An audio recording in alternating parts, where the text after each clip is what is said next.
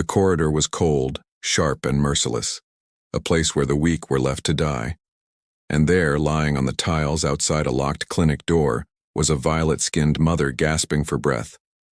Her two small daughters stood guard, their eyes burning with a fear no child should ever carry. When the human stepped forward, they didn't beg for help. They challenged him. "She's dying." In that moment, everything changed.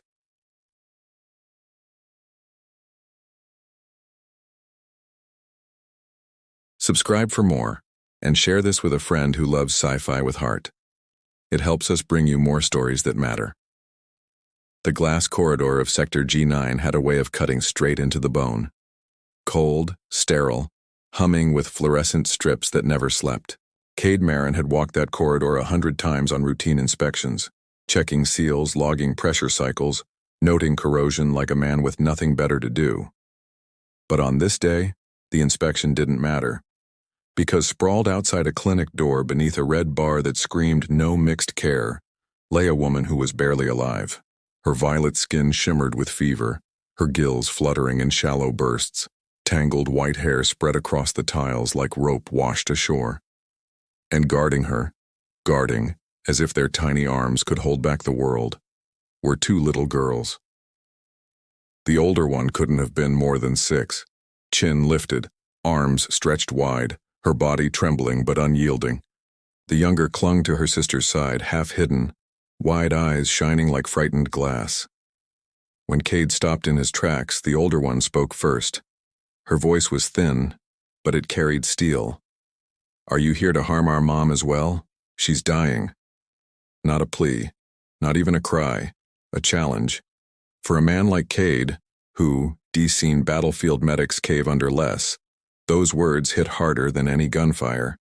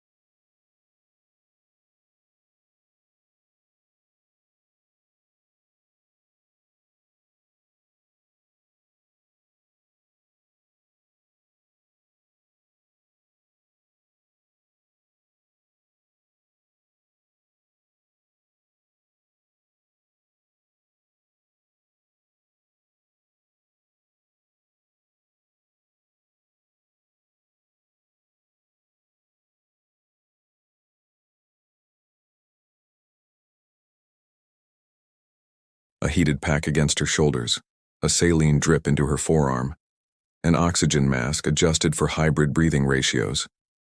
"She's very sick," he said, his eyes fixed on the equipment. "But this will help." The older girl, Sarah, counted her mother's breaths aloud, steady as stone. 1, 2, 3. Her sister Lumi tried to follow, whispering numbers offbeat, lips trembling.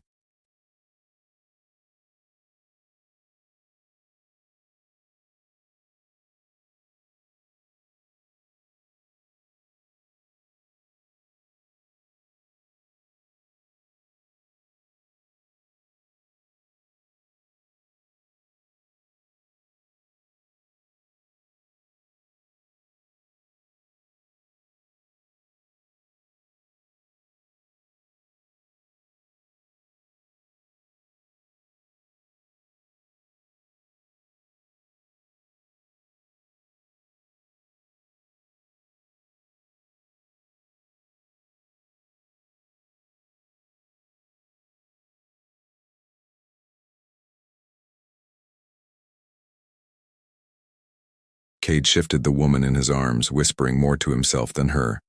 "Hold on. Just hold on." The girl stumbled along beside him, struggling to keep up. Sarah's face was set like stone. Lumi clung to her sister's arm, whispering again and again. "Warm, not hot. Warm means safe." For Cade Marin, this wasn't inspection duty anymore. This wasn't about regulations or reports.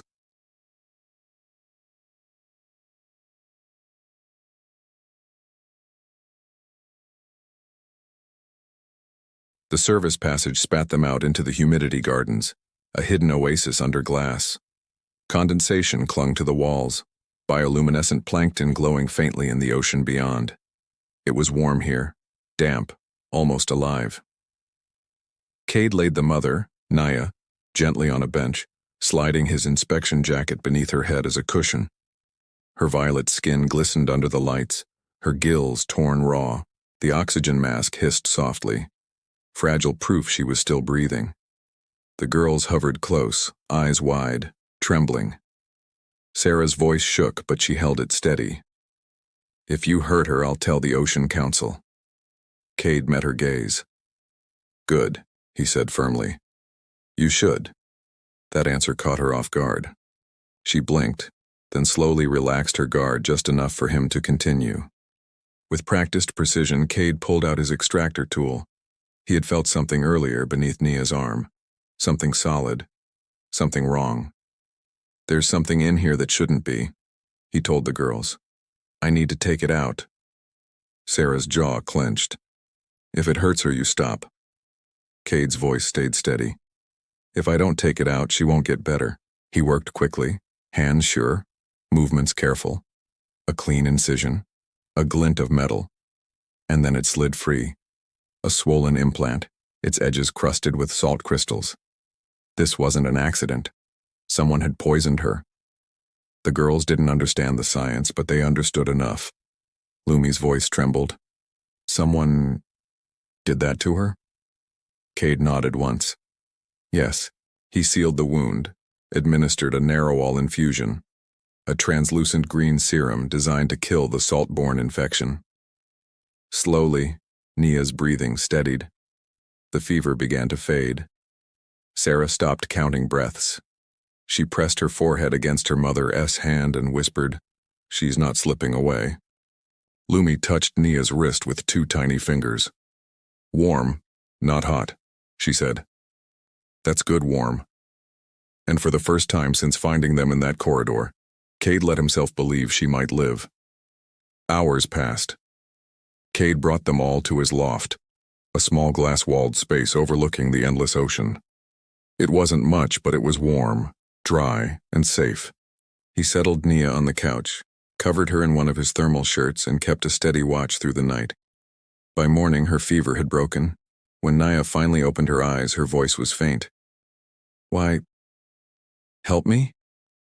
Cade didn't hesitate. "Because you needed it. That's enough." Her gaze shifted to her daughters.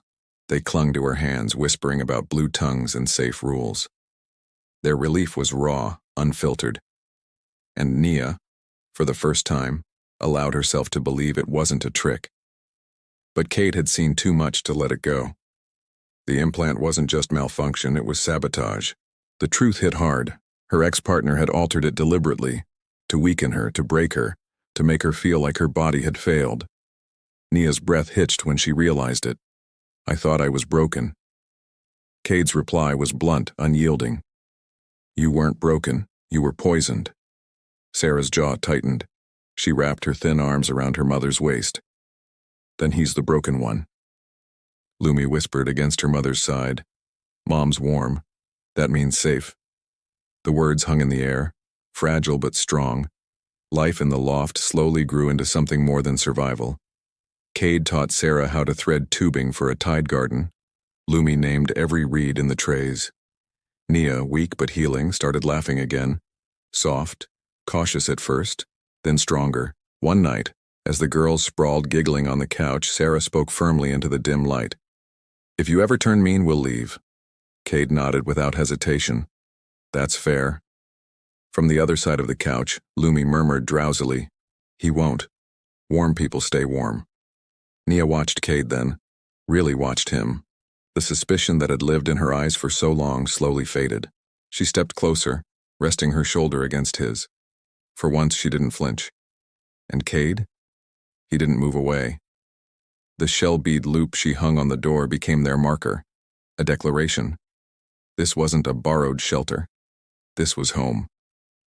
Together the girls scribbled names onto tin cups. Sarah, Lumi, Mom, Cade, a crooked heart beneath. It was simple, fragile, imperfect.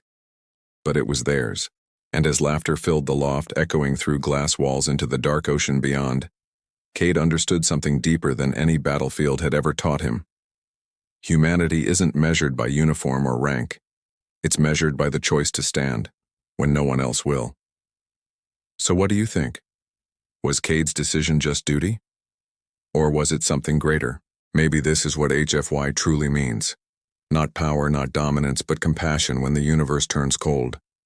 If this story stirred something in you, don't keep it to yourself. Hit that like button, subscribe for more human-first sci-fi, and share it with someone who loves stories that remind us why empathy is our greatest strength. Because sometimes all it takes is one human choosing not to walk away to change everything.